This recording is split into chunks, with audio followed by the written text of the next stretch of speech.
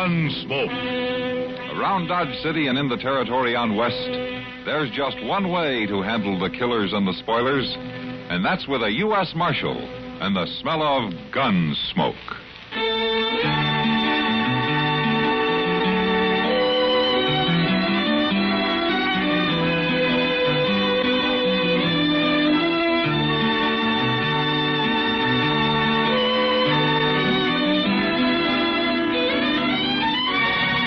Gunsmoke, starring William Conrad.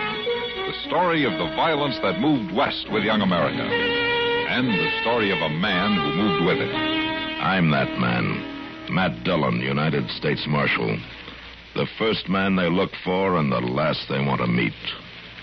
It's a chancy job, and it makes a man watchful. And a little lonely.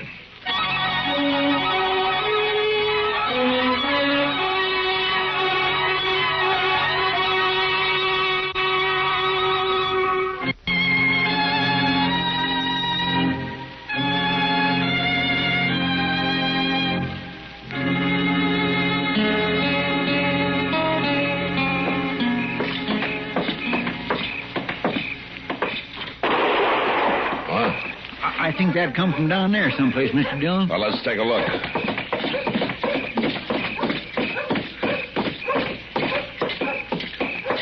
My golly, I don't know. There sure ain't no sign of nobody. Now, that was in back of the Dodge house between it and the livery stable. Come on. Sounded like it.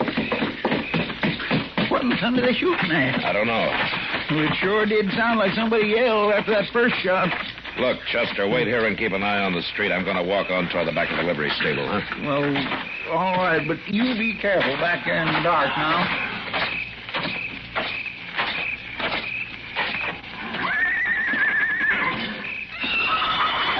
Oh, no. No call to get spooked.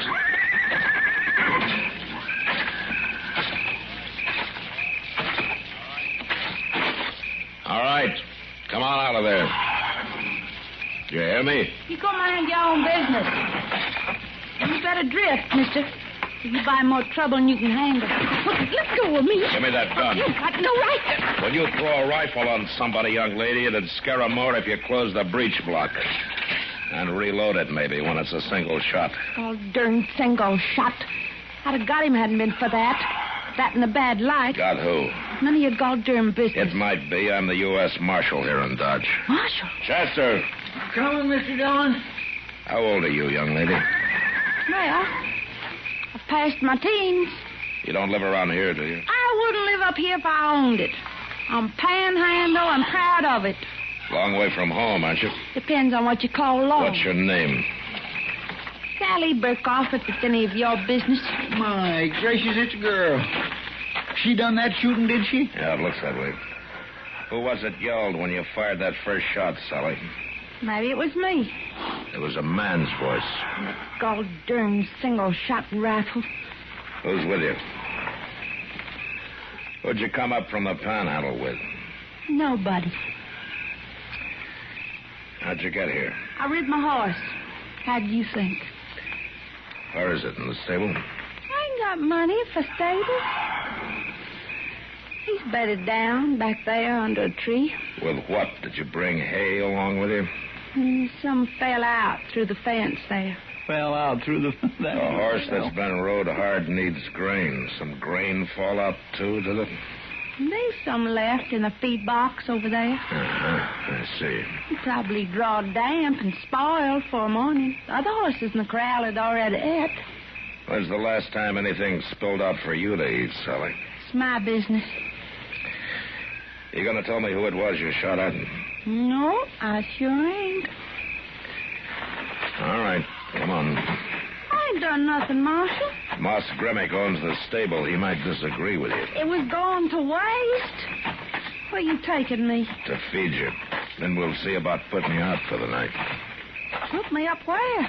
And the only place where I can be sure of finding you come morning. In jail.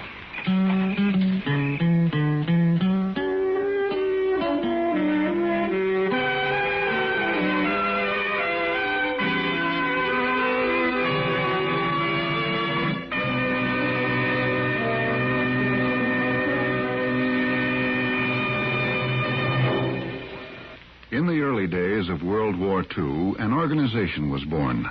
An organization which offered benefits to all members of the United States Armed Forces. It was formally opened in April 1942 at Madison, Wisconsin, and called the Army Institute. Its mission was to provide educational opportunities for millions of American youths entering the armed forces. The response from servicemen and women was immediate and enthusiastic. Later that year, the facilities were made available to the Navy, and in February 1943, the name was changed to United States Armed Forces Institute. This was the first USAFI. Today, there is a bigger, improved USAFI with 5 branches in various areas of the world. But the mission is still the same. The number one client is still the United States serviceman, receiving an opportunity to develop power through knowledge with USAFI.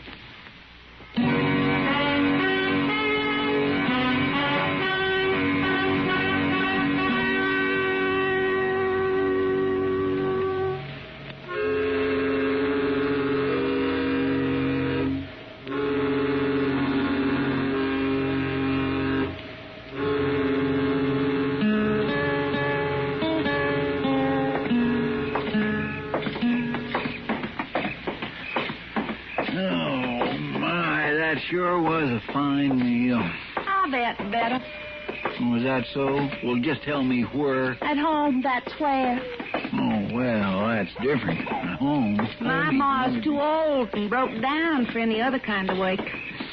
She's a gall-darn good cook when there's anything to cook. Been kind of hard going, huh, Sally? It's my business. Yeah, I figured it would be. Well, here's your hotel, young lady. Oh. It sure ain't much of a jail. You've been in better ones, have you? I ain't never been in none before. Marshal, I don't want to go to jail. Ah, come on. It's not as bad as it sounds. Just haven't got any other place to put you. Hello, Decker. Marshal, I want to report a shoot. That's him. Give me that gun. Grab her, Chester. Back. You low down. You let go of that. Oh, you hurt me. Now, you sit down in that chair and you stay there. Here's your gun, Chester. Well, I'm sorry, Mr. Dillon. She grabbed it before I Decker, know what what's she's all up this to. about? She tried to kill me. Now, you saw her do it. And that's the third time tonight. I was waiting here to tell you. First time was about an hour ago near the Dodge House. Yeah, I know. Why is she trying to kill you? Just crazy, I guess. How would I know why? You know why, all right, you sneaking yeller dog. Sit down, Sally. He stole money from me and Ma. All we had, $600. That ain't so. Wait a minute, Decker. What happened, Sally? He come up through the panhandle last fall fetching a trail herd from East Texas. Fine breeding stock, he said they was. And he sold me 100 head for $6 a head, $3 under the going price. There, you see, nobody stole nothing from her. Yeah, I remember that drive of yours last fall, Doctor. You started out with 2,500 head and didn't get here with more than about 400. I just had some bad luck, was all. Sure. Them cattle had the chokes, was all through the herd. Cowpox, huh? They was dying on him before he hit the panhandle. Only I didn't know it. And he seen a chance to unload 100 of them on me. They started dropping before he was gone 3 days. Last one died 2 weeks ago.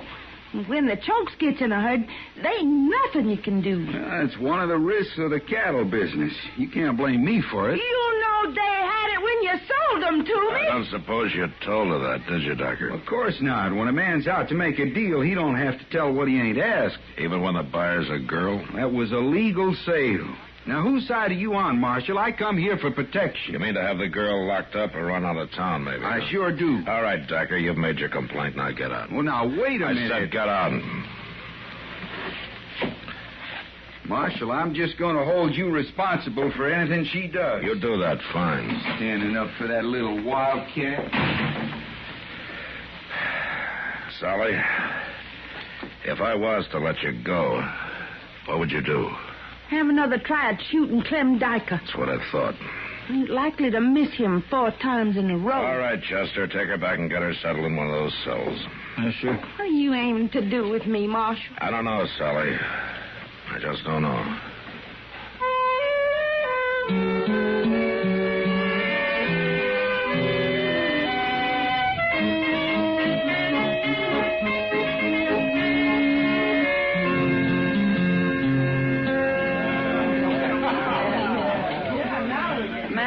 You look worried about something. Oh? It's that young kid, Sally Burkhoff, right? Yeah. Kitty, I'll be darned if I know what to do about her. Well, Matt, as far as the letter of the law goes... Yeah, sure. Let her stand trial. She's guilty of stealing from the livery stable. She's guilty of attempted murder. She'll probably go to prison. Well, she's young. Court might consider that. Oh, she's had a raw deal, Kitty. You know, there are just three of them, her and her mother and an 8-year-old brother. They couldn't make a go of farming their place, so she thought she'd try running cattle on it. Losing that money wiped them out. That Clem Diker ought to be strung up. Yeah, but like he says, the deal was perfectly legal. Yeah. Oh, Matt. Hey, you want to play some draw poker with me and Chester and Miles McTagg? Oh, not tonight, Doc. Why not tonight? I've been working all week on my bottom-of-the-deck deal and my up-the-sleeve holdout. I'm ready for you, Matt. Yeah, that's what I'm afraid of. Is he going to join us, Doc? Nah, he says not. I think he's just sitting here worrying about that little Sally Burkhoff. Well, I guess I don't blame him too much.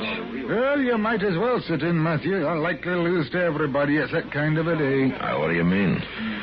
You remember them ore concentrates, iron pyrites, the stuff I took in on account when the Black Hawk mine closed down? Yeah, a couple of tons or so, wasn't it? 3 tons.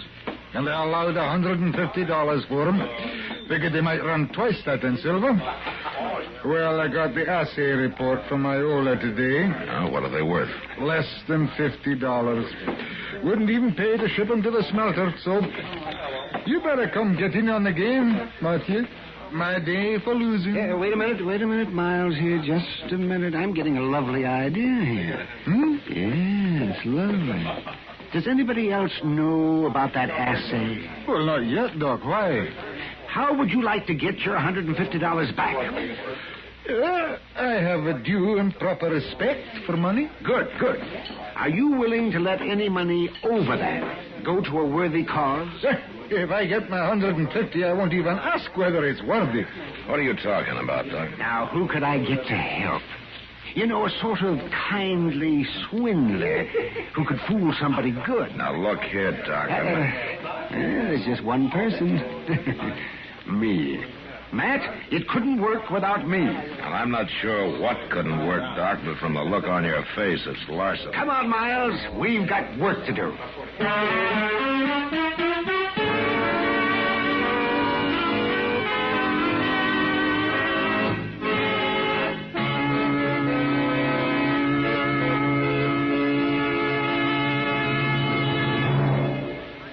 Another visit with Joe and Daphne Forsythe. Hey, honey, I'm home. Daphne. Drop dead. Uh-oh, what's the matter, honey? Don't you speak to me, you Don Juan. Don Juan? Daphne, I'm no Don Juan. No habla español. Very funny. Ha, ha, ha. Well, it was no prize winner, but... Neither are you Lothario. I've often wondered, what's a Lothario? I don't know, but that's what the wives on TV always call their husbands.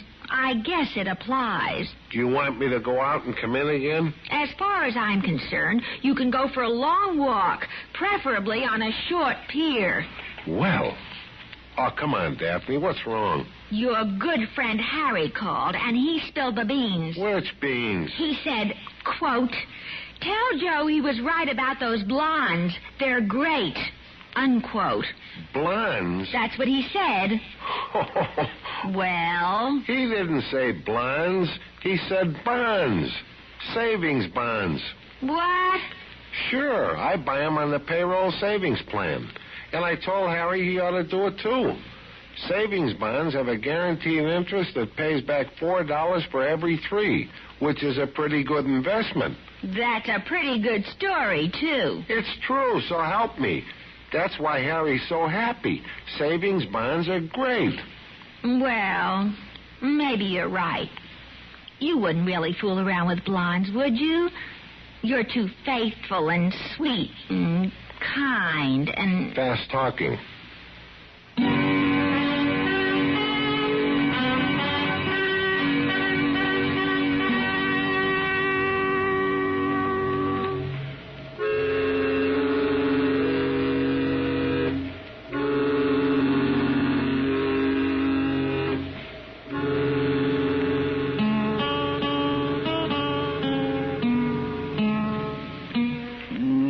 Had plenty of time all the way around, Mr. Dillon. I just don't reckon Doc's little Dido's going to work. Well, there's nothing certain in this world, Chester. Doggone it. I sure wished it had, though. Do my heart good to see that low-down dyker get his. Are you gentlemen alone? Well, come on in, Miles. Come on in. Well, I'd never have believed it. I figured Doc and me ought to team up and do this every week or so. Yeah, well, you do, and I'll jail both of you. How much? Oh, you wouldn't loosen up, would you, Matthew? Maybe let me take out just a little profit. You get $150. Now, let's have the rest of it. Maybe, yeah. Well, there you are. $820. $820. And I think he'd even have gone another $100 if I'd held out. Oh, this is enough. And it gives her a couple of $100 extra to pay for her trouble. Oh, he was hopping from one foot to the other. I never saw a man in my life with so much larceny in his soul. Chester, go get Sally, will you? Yes, sir. He had 3 men in a wagon waiting outside. They started loading up the concentrates to haul away the minute he'd paid me. I told the clerk to wait till he got them all on the wagon before he gave him that assay report from Iola. Well, I figured he ought to have it, seeing that he owns the concentrates now. That was real generous of you, Miles. Well, at least I got my $150 back.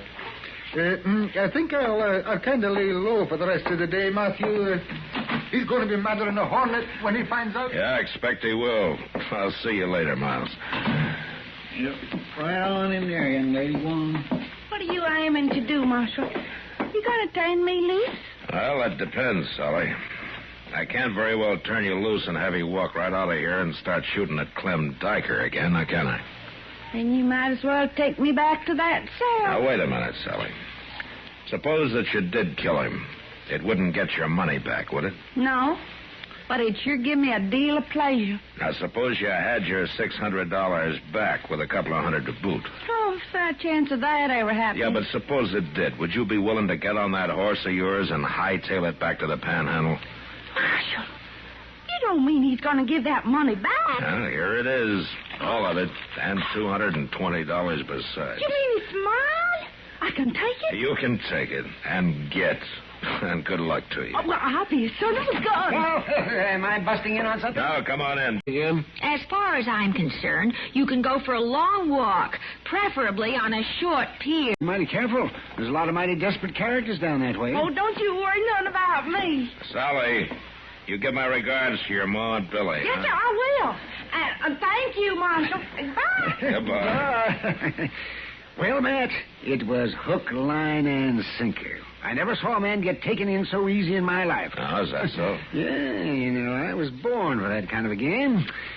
I may give up my practice and just start scheming my way through life. That's a good idea, Doc. I hear that they need a doctor at state prison. Oh, Marshal, I've been robbed by a pair of swindlers. Oh? How did it happen, Diker? You ask him how it happened. He's one of them. Him and that storekeeper, Miles McTagg. $970.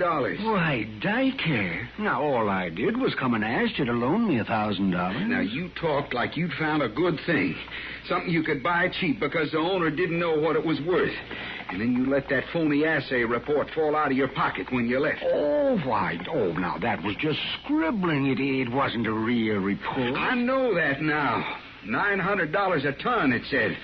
Why, them concentrates ain't worth $50. I just saw the real report after I'd bought the whole 3 ton. Well, my. Well, you certainly did jump to a hasty conclusion, didn't you? Marshal, Miles knew they was worthless when he sold them to me, and I want him arrested. Did you ask him if he'd had them assayed, Decker? Well, of course not. If I had, he'd have known. Well, he'd have known... That you were trying to swindle him. And Doc, too, huh? I'm sorry, Docker. I don't see that you got much of a case. But he knew that I thought it... Well, I should have known I'd get no satisfaction here. Well, it depends on whose ox is being gored, doesn't it? I'm going over and talk to Judge Bent. Yeah, you do that. Oh, and by the way, Docker, you can stop worrying about the girl. I just ran her out of town. I don't care if you...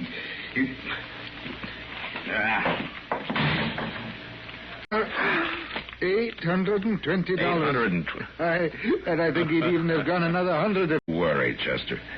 That kid'll make out wherever she is.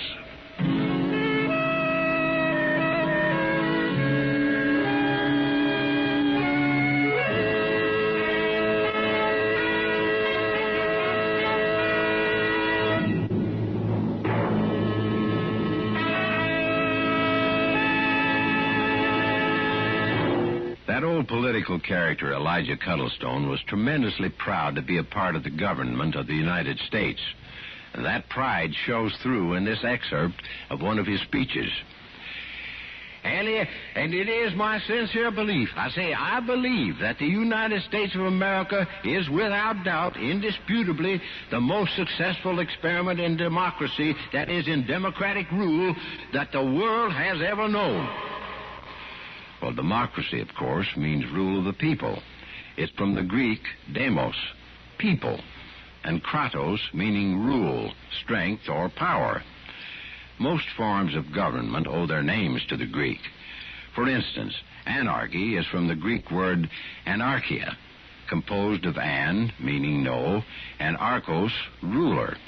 An anarchist wants no king, emperor, or president above him. An oligarchy is a form of government where a restricted few have supreme power. Oligarchy comes from the Greek oligos, meaning few, and archo, which means rule, ruled by a few. The Greek word hieros meant holy, and the word hierarchy once meant a government by officers of the church. Hierarchy now represents a system of graded authority. And the strange word ochlocracy means mob rule. In Greek, oklos means crowd or mob. Words like these literally make politics Greek to most of us.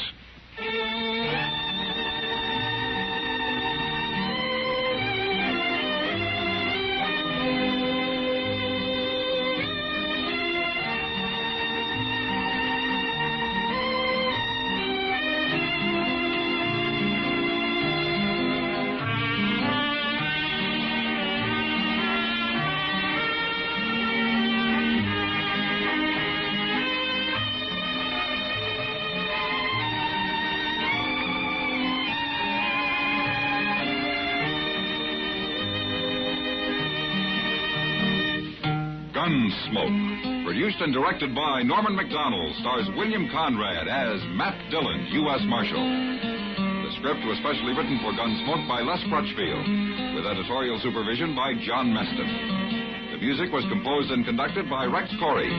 Sound patterns were by Ray Kemper and Bill James. Featured in the cast were Parley Baer as Chester, Howard McNear as Doc, and Georgia Ellis as Kitty. George Walsh speaking. Join us again next week for another specially transcribed story on Gunsmoke.